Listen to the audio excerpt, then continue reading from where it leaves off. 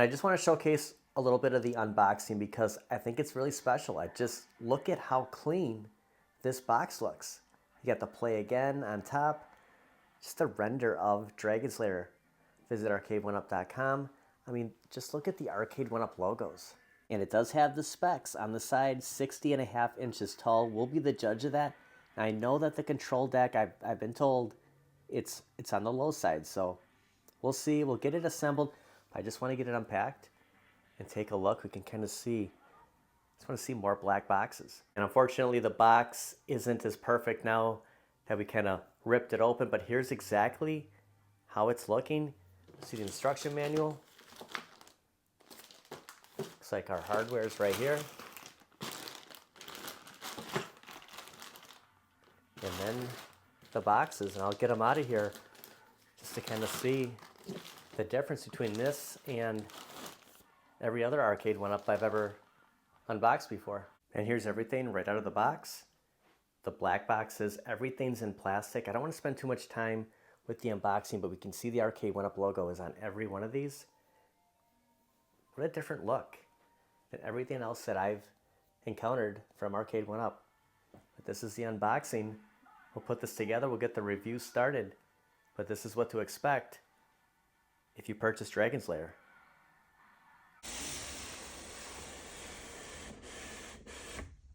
Now before we fire this up, I just want to go back to the unboxing. It's an experience of its own. I've never experienced the packaging like Dragon's Lair. So if you've never put together or unboxed an Arcade1up before, don't start with Dragon's Lair because you're gonna expect this every time, and you're not gonna get that. So if you do get Dragon's Lair, or if you have Dragon's Lair, you know exactly what I'm talking about. It's special. But we'll fire this up, we'll go over some specs, and get right into this review. It's a special cab. I mean, once you put it together, it's no different than anything else, but it's the entire process, and I'll go over it. You do get prompted with the Arcade1up logo, and then just look at this screen. There's just something about this BOE monitor compared to this monitor, compared to this monitor. It just seems like this one's so much better. Maybe it's just, Dragon's Lair. And the most I've done is I just checked out, you have Dragon's Lair 2, you have Space Ace, and just, if you have the iArcade, it comes with Dragon's Lair. I never bought Space Ace, and I always wanted Space Ace, but I kind of cheaped out the $14.99. Now I have it. Now I have it on the actual Dragon's Lair cab. You get the grill covers, and this might have been the first of its kind. I mean, this whole scoreboard up here, the visual of this, it's unbelievable. Only thing you can knock is the fact that your control deck is low because you have to factor in this, so it drops everything down. So the control deck, you can see how much lower it is than where a 4-player control deck is. And there's ways to fix this, but in this review, we'll go over some measurements, tell you exactly where this deck is, and the height and width of this cab. And it's coming in at 61 inches high. The box said 60.5. I'll take the 61. Pretty accustomed to 61. It's about where most of the Arcade1up Deluxe sit height-wise if you're going to talk Pac-Man, Class 81, Ms. Pac-Man, and Galaga. And with the riser, you're at 21 inches. So it comes out 21, and it doesn't stick out any further anywhere else. Just to verify that, we'll go about the middle here where it kind of comes out. It's at 20. So the riser is your biggest part of this cab, and it sticks out 21 inches. Now, height-wises are important to me. The iArcade, 37 inches. A 4-player Arcade1up, 37.5. Your deck on Dragon's Lair is at about 35 3/8. And the reason the control deck is that low is because of your scoreboard, and I'll take it because originally they wanted us to use your cell phone. By having this in here, you kind of trick yourself into thinking it's a real arcade. Again, the speaker covers, you have this all lights up when you fire it on. Shot of the marquee, in case you've never seen the artwork up close. A lot of people have said, it's grainy, and I see that. There's only one flaw in here. It's right here above the A. Otherwise, I don't mind it. I don't mind the graininess. It doesn't wash out. You take a step back, comparing it to marquees that are easy swaps. You just, the slip-on, these wash out. I mean, look at Turtles. So I think this marquee, even though it's grainy, I think it just kind of fits. I'm going to compare this to a new Deluxe. It's a lot louder because it sits further back. You're not going to have your volume cranked. Now it doesn't show up on the screen when you turn it down, but you can still hear it. I guess it's kind of hard to compare, but we're probably at the midway point. It's weird that it doesn't show up, but it's good you don't have to have it cranked because you can see just how far the speakers do sit in there, and it kind of just goes in. Now you do have a headphone jack right here, a button for the sword, a button for the sword, player 1, player 2. Now listen to the joystick. Now I know it's new. This is pretty new too, but hear the difference. Actually the same as what Turtles would be. These are a lot, this is similar to your Deluxe. It's so much clickier. Now this build was like none other out of any Arcade1ups I put together. I don't think it took a long time. It's just that when I had it on its side and I sandwiched the other side on, it was hard to keep this, and that panel all balanced at the same time. You all know that when we sandwich that in, the coin door always wants to fall forward. So between this and the top, it was challenging, and it did take some time. There was also a bracket that I missed initially. On the far bottom here, they don't have those wooden pegs. So on this side and the other side, I don't know if I missed it in the directions, but after I had this side on, I had to kind of get it in there and line up the screws. So when you're building, just take your time. Don't rush it. It will happen. You'll get it built. You don't want to miss any steps. And while we're on this side, just look at this artwork. This is a special cab. I mean, just having Dragon's Lair. I mean, just compare it. I mean, you got a Marvel pinball. You got some countercades, MVSX, iArcade. I mean, this one just, out of everything in this room, it just kind of has its own personality. Like this is a special looking cab. They all are to me, but there's just something about Dragon's Lair. You do get the molded coin doors. Unfortunately, they don't light up, but there's things you can do to this. You can always light them up yourself. I also like the artwork on the riser. You know, we can always complain about the light up coin doors. That's something easier than you think.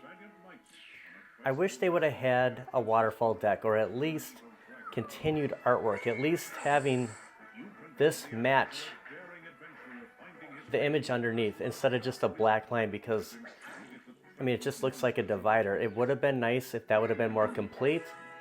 I'd like to see that going forward from Arcade1up. Usually you have your model number, serial number on this H panel, and I do want to note that this H panel is a very thin piece. Sometimes you get a thicker H panel, but this is a thin one. I kind of thought that the back would be black. It's still the same as any other Arcade1up you get, but your serial number, model numbers on this panel instead of the H panel.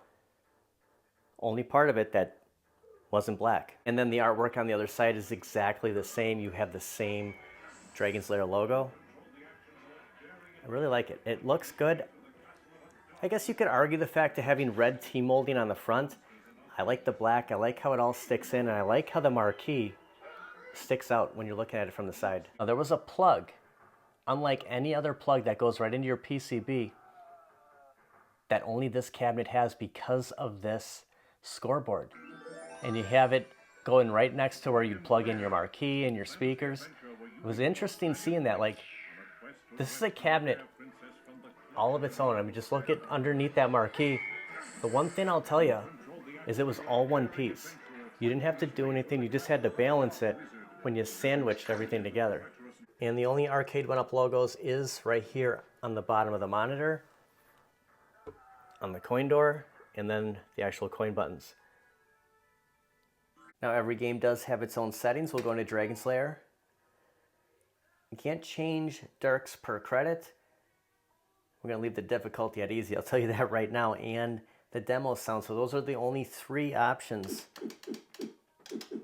on Dragon's Lair. We'll check out Dragon's Lair 2. Only Dirks per credit. And on Space Ace, lives per credit, skill level, cadet. Believe that's probably as low as we can go. Difficulty, 5 episodes, slow increase, and demo sound. So no scan lines, but I don't believe it had scan lines because I think this is the actual picture, if my memory states me correctly.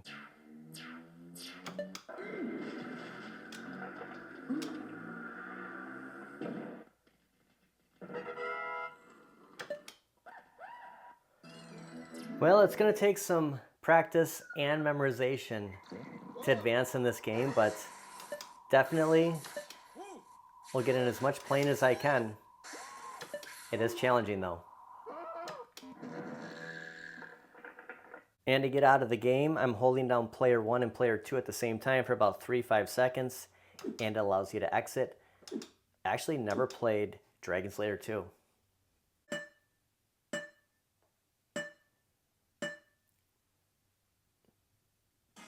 This is pretty cool. It fires up like a real arcade. I've never seen this before. Insert coins. Spirited away to a wrinkle in time by the evil wizard Mordroc, Daphne will be forced to marry the wicked Mordroc unless Dirk can save her. Daphne kidnapped. Mommy's gone. Transported by a bumbling old time machine, Dirk begins the rescue mission. Do it for the children. Once the casket of doom has opened, Mordroc will place the death ring upon Daphne's finger in marriage, and she will be lost forever in the Time Warp. 1988.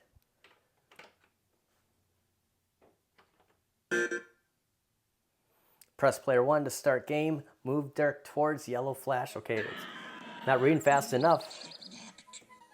Daphne kidnapped again. Give it a shot. Kidnapped. My Daphne kidnapped again. Idiot. Don't cough. You better fight. A little different. I did hold the A button and player 1 at the same time.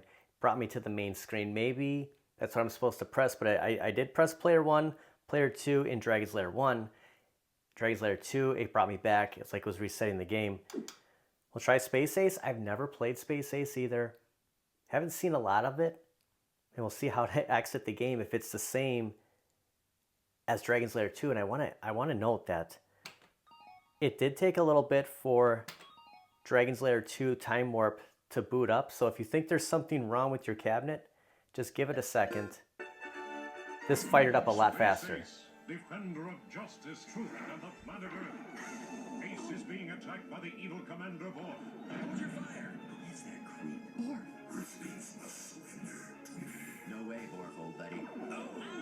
I really like how the picture looks. I think it looks great. Struggle with Dexter to regain his manhood. Destroy the Infanto Ray. Defeat the evil Borg. And this is a game I'm really excited to have on the Dragon's Lair cab because I missed out on it before, and it's cool to have. Plus, you can always leave these in track mode if you're like me and you're not any good at playing these. It looks really good just to be on in the background. There's Borg's ship.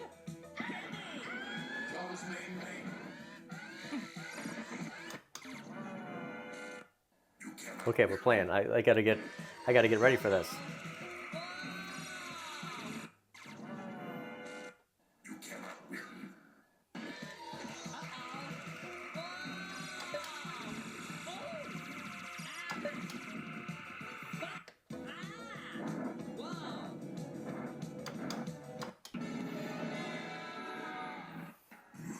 Well, it takes some practicing, guys, but yeah, I've never played it before.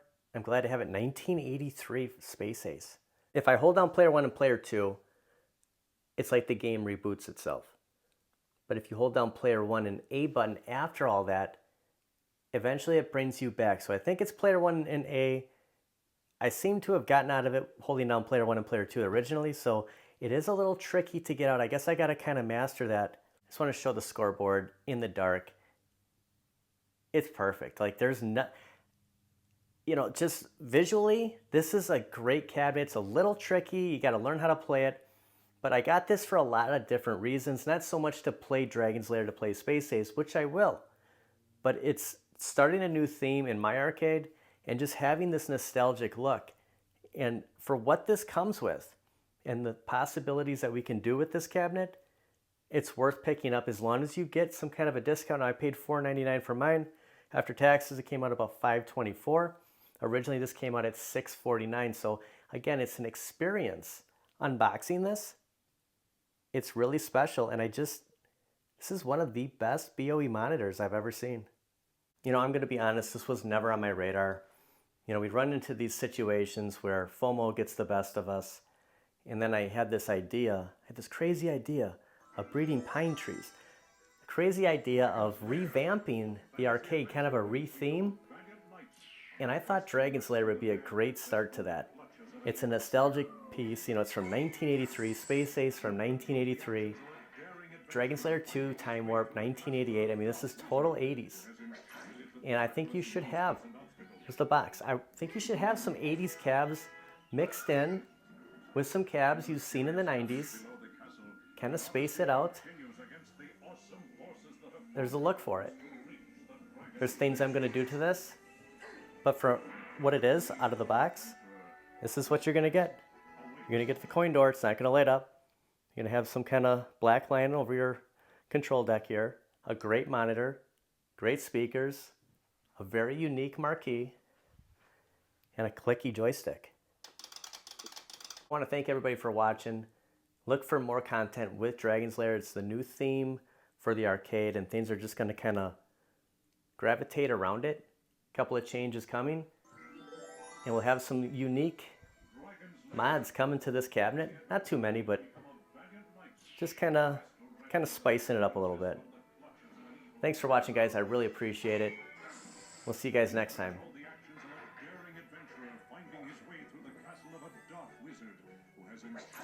But if you're thinking about lighting up the coin doors, you might want to do it before you assemble it, because you got to drill a hole through there, and not this, but on the back side, and it might be a little easier. But kind of a spoiler alert, I do want to light up those buttons. I just think it's much needed on this cabinet. If there was one thing I could change, it would be light up coin doors on here. I wish it would have just came with it, because it's kind of a limited edition cab, you know, with all the features. I think that should have been included.